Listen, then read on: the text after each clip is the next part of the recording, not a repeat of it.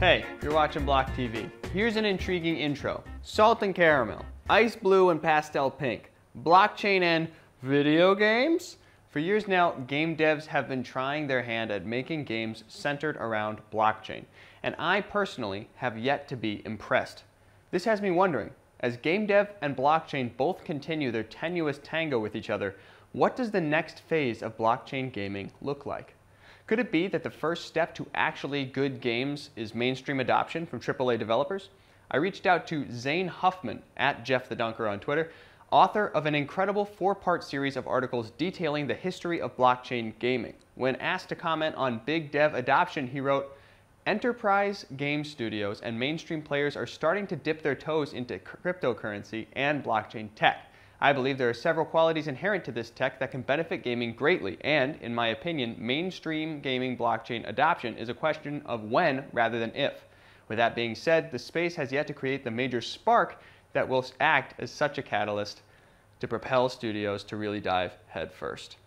Indeed, that spark is still nowhere to be seen, though with Nintendo publishing a Cooking Mama game later this year that features blockchain integration, it could be on the horizon.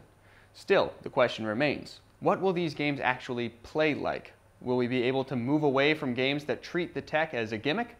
During an interview with CryptoKitties co-creator Dieter Shirley, I asked him about his views on the future of blockchain-based games. Here's what he had to say. So, the question you're asking is really a question we ask ourselves constantly, which is what's the best way, like what are these new games going to look like? And, one of the inspirations we take is we look at the early days of mobile gaming. And we take a look at what the kinds of experiences that succeeded on, say iPhone when it launched, and the touchscreen was a newly available technology. And it wasn't the kinds of games that were the top of the charts on consoles and home computers. It was games that really started with this new interface of the touchscreen and really leveraged that. And so you can't not make a good game. You have to make sure that you're building a fun game, but I also think that you really have to build it around a core of what is inherently true about the blockchain. And so I like. So it seems like, according to Dieter, blockchain gaming may be better off adhering to the roadmap that early mobile gaming laid out.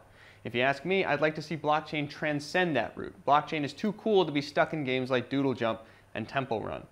But if that is blockchain gaming's current trajectory, is there any hope for a chart-topping console or PC game that's built on blockchain? That remains to be seen.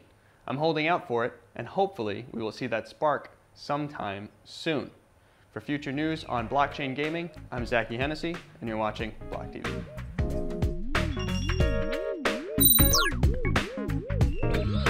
For more news and updates, follow us on Twitter.